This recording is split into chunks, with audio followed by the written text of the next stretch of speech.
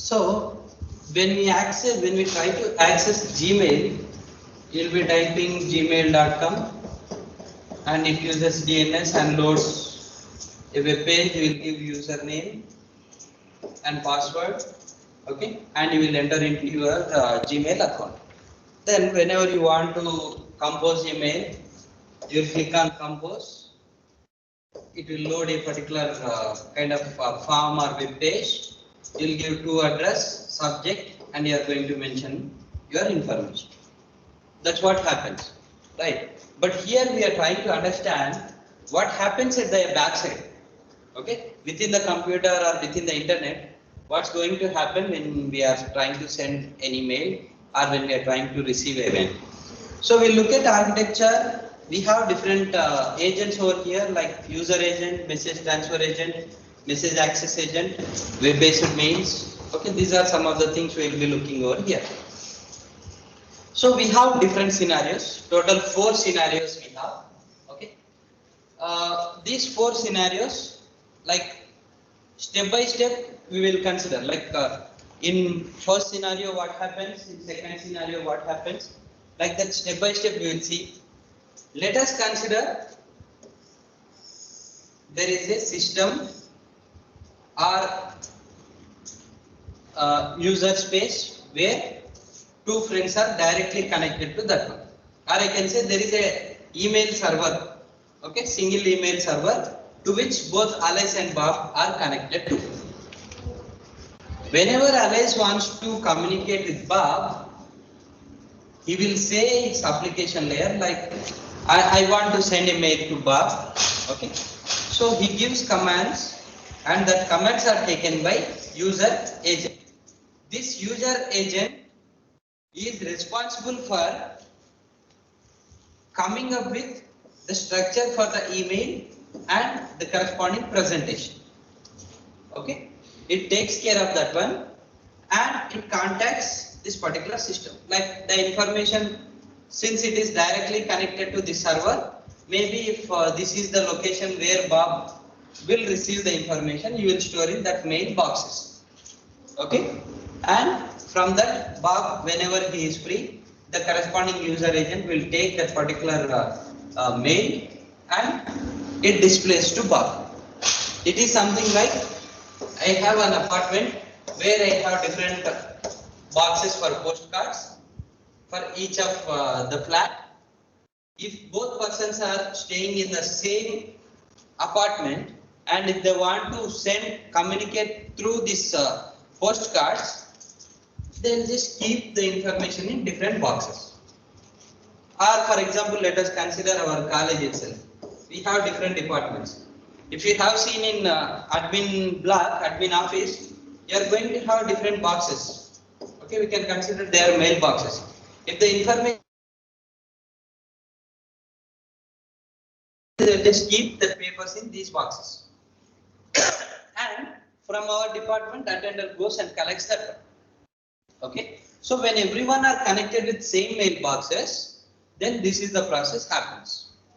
Okay, so when the sender and receiver of an email are on the same system, we need only 2 user agents. These user agents are responsible for creating the mail, displaying the mail, fetching the mail. Okay, then we have second scenario where the mail servers are separated through internet. Okay, so here Alice is connected to some mail server, Bob, she is connected with some mail server, and they are separated, they are connected with some internet.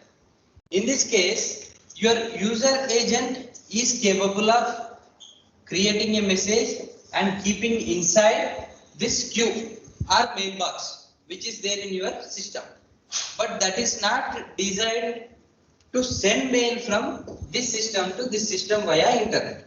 So to do the task, we need someone called as MTA, message transfer agent. Message transfer agent.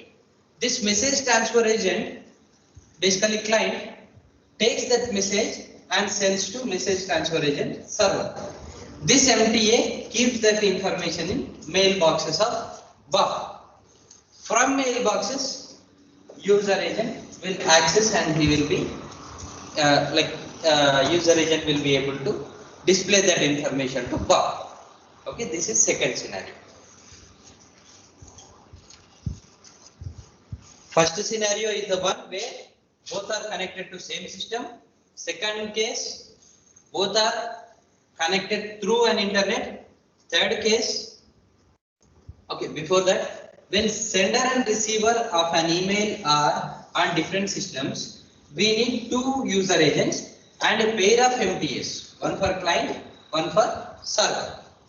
We have third scenario where alias not directly connected with this mail server, but through a point-to-point LAN or a WAN, it is connected with mail server. In that case, user agent will create the message, but it cannot send that particular mail to this particular system over a LAN or WAN. For that, we need MTA, message transfer agent client. That will take and it will give to MTA server, which is there in this system, mail server. It takes care of inserting into queue. From queue, this MTA client will take and it will be delivering to the other side. That means here to here the process is same, but here to here, since it is not directly connected but connected through a LAN or WAN, we need another MTA. So in this third scenario, we need two user agents, two pairs of MTA. That means two clients will be there, two servers will be there. Okay. We have another scenario wherein this side also Bob is not directly connected to the system. In such case, let us see till this to this part. It is same. Like user agent takes care of creating MTA client, it will deliver to MTA server. This will be delivering to the queues. From queues, MTA client will take and it will deliver to MTA server. Basically, if I have to keep here MTA client and MTA server. Okay. If I create like this, what happens is, this is server. Server means whenever client gets some message, immediately it wants to keep inside server. If you have to keep that particular message within the server or post to the server, it has to be on. Unless server is on, client will not be able to send message to server. If it has to be on 24/7, the user system needs to be turned on 24/7. That's not acceptable one, right? So we thought, like, let us say MTA server we can keep here, MTA client we can keep here. Client cannot push the message. Basically, message transfer agent, it is designed to push the message from here to here, push the message from here to here, like that it is designed. Okay, so to do pulling operation, pushing is done using MTA. To do pulling operation, we are going with another one, MAA, message access agent. So MAA server will be here, MAA client will be here. So we require in the fourth case two user agents, two pairs of MTA, where you have two clients, two servers, a pair of MAA, message access agent, one server and one client. Okay. So this is the fourth scenario. So push versus pull in electronic mail. MTA client pushes the messages to server. MAA client, here client pulls the messages. Okay. MTA client pushes the message, MAA client pulls the message. So here you don't have to be switched on 24/7 because MAA client is there, not server. So this server will be on, which is there in the server system, mail server system, and whenever it gets any mail, it will be there in the server, and whenever you are free, you will be accessing this particular server with username and password, and you will be able to get back that particular information. Okay. Is it clear so far? Yes, sir. Yes, sir. Okay. When both sender and receiver are connected to the mail server via a local area network or wide area network, we need two user agents, two pairs of MTS and a pair of MEA. This is the most common situation today. Okay. So user agents, what are the functions? What are the services of user agent? It has to compose message, it has to read messages, it has to reply messages, it has to forward, it has to handle mailboxes. These are the functionalities we have for user agents. Okay, these are self-explanatory. I don't have to explain these things.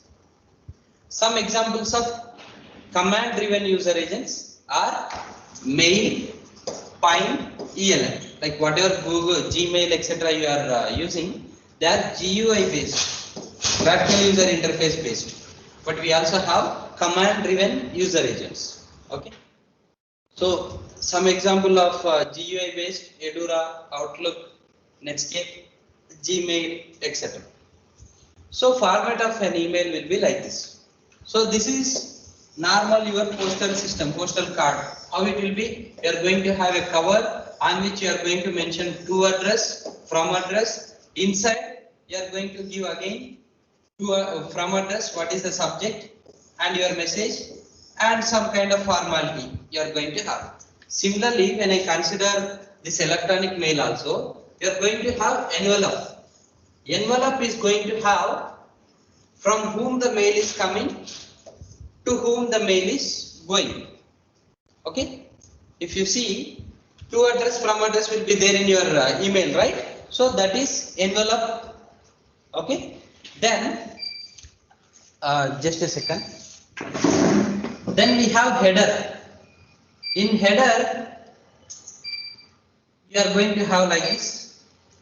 You are going to have from address to address, what is the date, what is the subject, and then body contains the actual message. Okay. So basically, when we consider electronic mail, you are going to have envelope and message. Envelope going to have from and to address.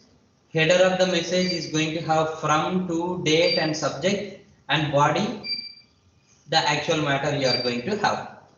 Okay. Is it clear so far? Yes, sir.